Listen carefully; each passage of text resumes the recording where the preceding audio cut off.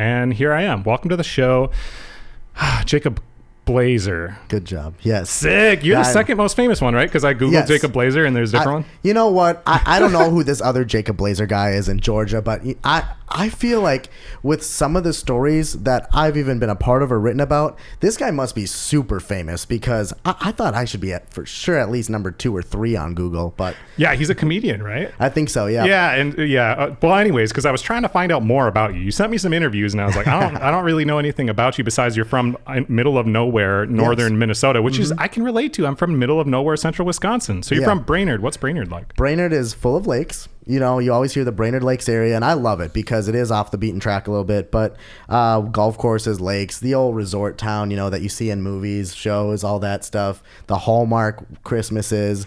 But, you know, a lot of the same thing every year. You get the tourists in the summer and the locals in the winter, and just 3 months of nothingness, to be honest. 3 to 4 months of nothingness. No, but honestly, for all the traveling we do, it is nice to just come back home to Brainerd, relax for a little bit until our next big trip to the next city. Yeah, I love not being in the rat race mentality. It's kind of awesome because I've done a lot of interviews in LA and I've gone to New York and stuff like that, and there's so much cool stuff happening that it's just like sensory overload and you can't relax. You know, and it's just really intense where even people that are really successful go back to their tiny little crappy apartments that might be in a nice area, but you know what I mean, like they don't have what we have where we can go back home, and not saying to make a lot of money because I don't, but I have a nice house. You know, like I got a porch and a backyard, and like I got all those things that I can go there, relax, and not worry about my mortgage being ridiculous. Exactly. And I think that's it too. Yeah, I recently purchased a house in the last year and a half. Congratulations. Bought the bubble. Thank you. Yep. I know. I feel like I'm finally becoming an adult. I might still eat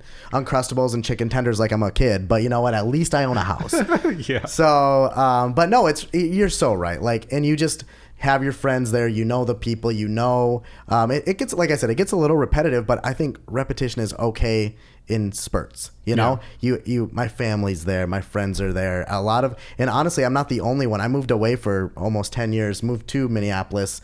And then and we'll get into that maybe in a little bit, but once I started this business, where I could be back up north, I'm like, I sort of like this, you know? I sort of like, and a lot of my friends were doing the same thing too. So they might work and travel. And luckily Brainerd does have an airport and Delta.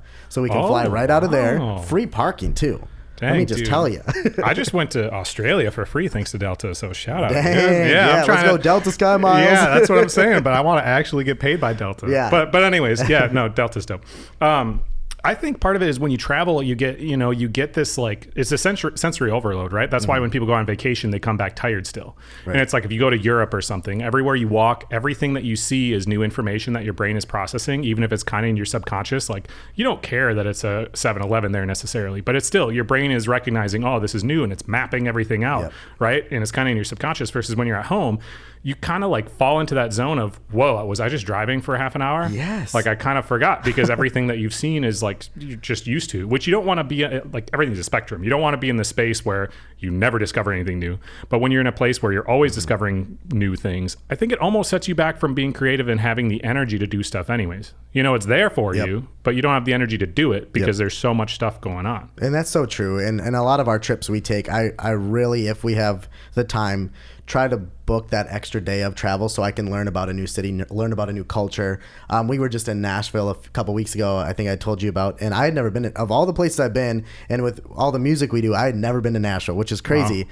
But it wasn't just Broadway Street that impressed me. It was the back alleys that had these blues bars, and I think that was my favorite part, and just learning the culture. We went into the library, we went into the original Grand Ole Opry, I can't think of what it's called at the moment, and just walk the streets, and I think we put in about 30,000 steps a day, but like I love that. You know, if I can get an extra day of just like learning about a city, that's pretty cool. Well, and by foot is like the best. I didn't start renting cars internationally, which now I feel like I've made mistakes doing that, but for the longest time, and it was kind of awesome where it was like, 2 kilometers, 4 kilometers when we're outside of America. It's like, I'll absolutely walk that because I'm going to see everything. But then my feet started to hurt. So I bought dad shoes for when I travel, kind of specifically for that. So let's go back though a little bit.